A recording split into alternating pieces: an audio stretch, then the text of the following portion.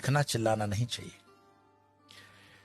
हो सकता है कि पाकिस्तान से ये बात आती हो कि भारत को जो है कन्वर्ट कर लेंगे गजवाए हिंद, पर गजवाए हिंद करने की जरूरत ही नहीं पड़ेगी। कुछ सालों के अंदर वैसे ही उनकी पॉपुलेशन बढ़ जाएगी। आज इंग्लैंड और लंदन की स्थितियां देखते हो, शरीयत का कानून लंदन में लग रहा है, ऑस्ट्रेलिया में स्थितियां खराब हो गई है, जर्मनी में खराब हो गई। ये बहुत अच्छी स्ट्रेटेजी है इस्लाम की कि वो अपने एक्सेस पॉपुलेशन को दूसरे देशों में डेमोक्रेसी की आड़ में भेज देता है, बाद में वहां पे शरीयत का कानून लगवा देता है, लेकिन अरब कंट्री के अंदर कोई भी रेफ्यूजी नहीं रखा जाता है।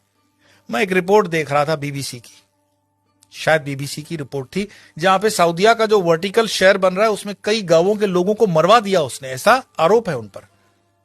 तो वहां तो मस्जिदें हटाने में भी वो सोचते नहीं है, और यहां पर हिंदू भीख मांग रहा है कि जरा मुझे कृष्ण का मंदिर दे देना, जरा मुझे ये मंदिर दे देना।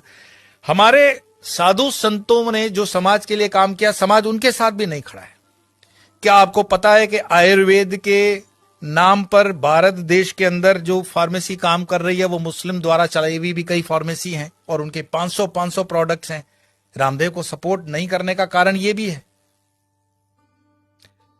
हमदर्द का एक टॉनिक है सिंकारा, उसको प्रमोट करते हुए कम्युनिस्ट पार्टी के कुछ नेता कहते हैं कि यह शक्तिवर्धक है। उनको पूछो तुम्हें कैसे पता चला यह शक्तिवर्धक है, कोई लेबोरेटरी टेस्ट है? एलोपैथी के कंपैरिजन में जो रामदेव बाबा को कहा गया था कोरोना के कंपैरिजन में, वो चीजें सब पर लागू होनी चाहिए। क्या आपको पता है सोनू निगम जैसा कलाकार जो पिछले कई सालों से फिल्म इंडस्ट्री के अंदर बेहतरीन आवाज दे रहा है, उसने जब खुले से कहा कि इस अजान के कारण मुझे तकलीफ होती है, इंडस्ट्री में उसको काम मिलना कम हो गया, क्योंकि बॉलीवुड की इंडस्ट्री आज भी इस्लामिक फंडामेंटलिस्टों द्वारा डोमिनेट है। मैं आपको और बता दूं, जिन दिनों शाहरुख खान, सलमान खान, आमिर खान स्ट्रगल कर रहे थे, गोविंदा सुपरस्टार था, और गोविंदा को नीचे करने के लिए उसकी जोड़ी में चलने वाली करिश्मा कपूर को आमिर खान के साथ एक फिल्म दे दी जाती है परदेसी। गोविंदा की जोड़ी को तोड़ा जाता है और उसके बाद उदय होता है सलमान खान, आमिर खान और शाहरुख खान का समय, क्योंकि इंडस्ट्री डोमिनेटेड है इस्लामिक लॉबी द्वारा। ऐसे कई मैं आपको उदाहरण दे सकता हूं, लेकिन मुख्य बात क्या है? क्या हमारे हिंदुस्तान में सारे मुसलमान खराब हैं? यह कहने का अर्थ नहीं है। हमारे हिंदुस्तान के अंदर आजम जी, प्रेम जी जैसे भी इंडस्ट्रियलिस्ट हैं विप्रो के, उन पर आरोप भले लगे कि वो मुसलमानों के हितों की ज्यादा सोचते हैं, हिंदुओं की नहीं, पर मैं इस पे नहीं जाऊंगा।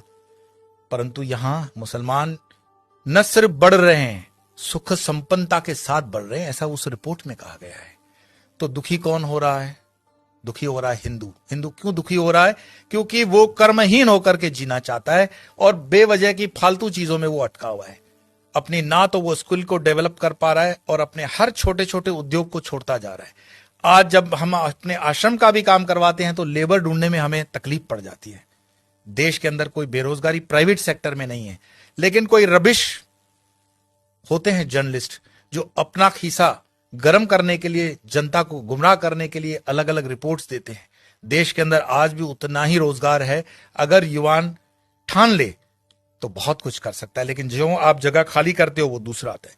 गुजरात के हाईवेज पे एक पूरी होटल्स की चेन है, वो चेन चलाते हैं चेलियास कम्युनिटी के लोग। चेलियास मुस्लिम कम्युनिटी है और उनकी इतनी यूनियन होती है कि उसमें दूसरा कोई होटल नहीं खोल सकता हिंदू। मैं पूरे गुजरात हाईवे की बात कर रहा हूं, नेशनल हाईवे नंबर 8।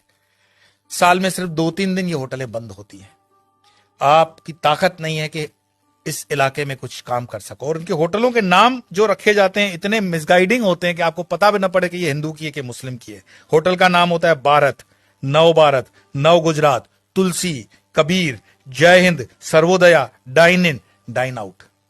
किसको पता पड़ रहा है ये इस्लामिक माइंडसेट की होटल है? लेकिन सारे ट्रक ड्राइवर जानते हैं ये अपने वाले की है। लेकिन हिंदू को इतना बुद्धि नहीं होता कि ये किस होटल में जा रहा है, क्या खा रहा है, क्योंकि जीवन भर हमने हलाल खाने के लिए ही ठेका ले रखा है। हिंदू को इतना स्वाभिमान नहीं है कि वो कह दे कि जो मैं खान पान खाता हूं तो मेरे प्रोडक्ट पर तुम लोग सात्विक, राजसिक या तामसिक का लेबल लगाओ।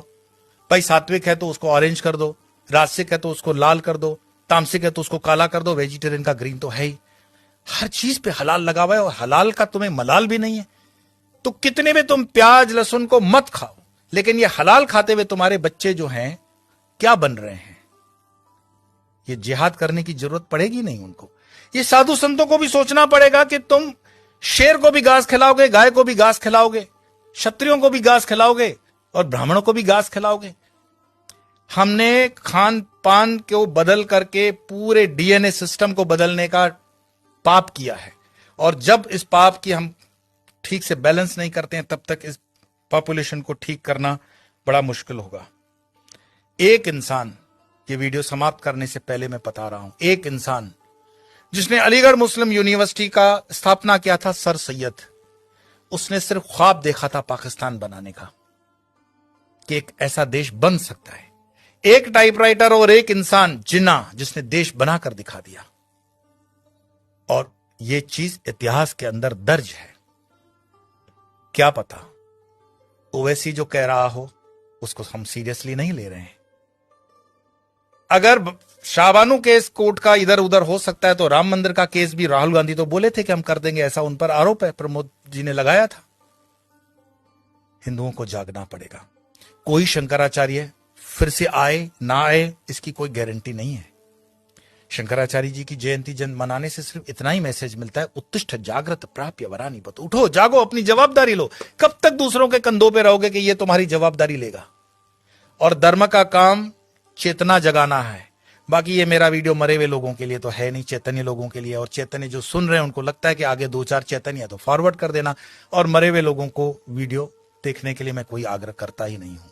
आपके भीतर आपका सनातन जागे, भारत जागे, हिंदुत्व जागे। इसी प्रार्थना के साथ इतना ही, कल फिर मिलेंगे।